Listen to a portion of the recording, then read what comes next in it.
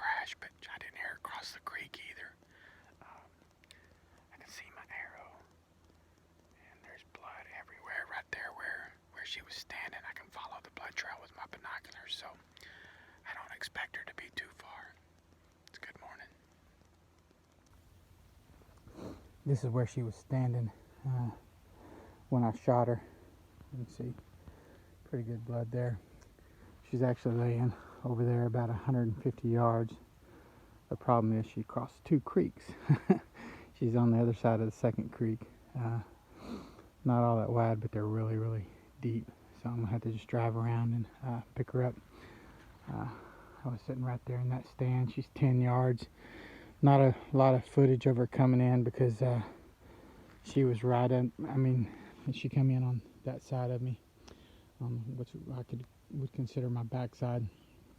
So I couldn't turn in video any of her coming in. She actually came right underneath my tree. I could have speared her if I wanted to, and she finally turned and walked right here. But good shot. I'll have to drive around a couple of miles to be able to recover her. Well, yeah, I'm out of breath, sorry. That's the entrance. She was quartered away. Show you the exit, but interestingly enough, it also went through that leg right there.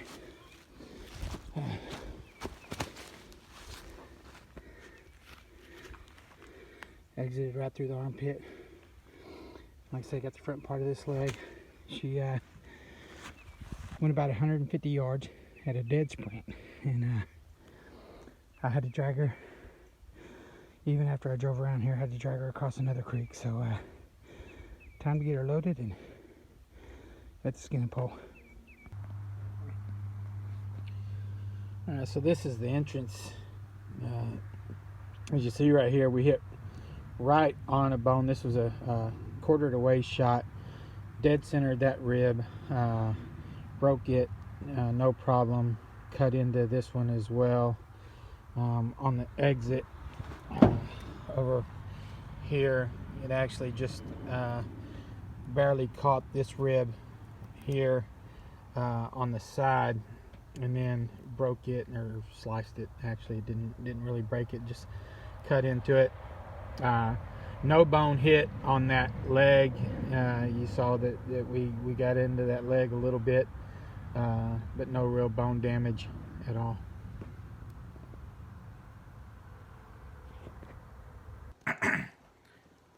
Howdy, friends. This is the Muzzy 4-blade. It occurred to me that I've done quite a few reviews on other broadheads, mostly mechanicals, but then I've never done one on the one that I use the most. This is the Muzzy 4-blade 110 grain. This is actually the one that I shot on that doe earlier in that video. As you can tell here, I did get a bent blade, probably on that second rib. I center punched the first one, first rib, and sliced through it nice and clean. That second one, I kind of caught the edge of it, and I'm thinking that's probably where that bend came from. So I can take this off, take that one blade out, replace it, sharpen up the other blade, and we'll be good to go. But very happy with the blood trail that I had off of that doe. From the point of impact, there was lots and lots of blood right there. I could follow it with my binoculars all the way that she ran, walking blood trail. You know, the reason I like these is because they're very economical. Once again, I hunt hogs all year long. I want something that I'm not afraid if I hit that leg bone or something like that. I've literally shot hundreds and hundreds of animals, and I can tell you I've only bent 2 ferals. Both of those were on hog shots where I just annihilated the front leg. That's the only time I've ever bent ferals out of all those shots. This chisel tip here, man, it really can take on some stuff. like I said, I can resharpen them. I use the 3 blade. I'm not, it's not only the 4 blade. I use the 3 blade as well. But I tell people all the time, don't worry about what type of broadhead you're shooting to get a blood trail. There's way too many other factors to determine what kind of blood trail you're going to get. Get one that is sharp, that you're confident in, that flies true. I read people that say, "Oh, these things, they plane and stuff like that." I've shot hogs well past 40 yards. These things fly true as can be.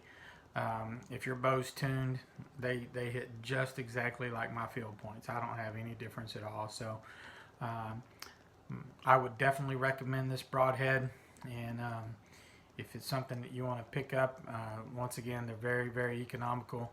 And I'll just take this little chisel tip off of here, replace one blade, sharpen up the other, and I'll be ready for hogs, deer, whatever comes my way.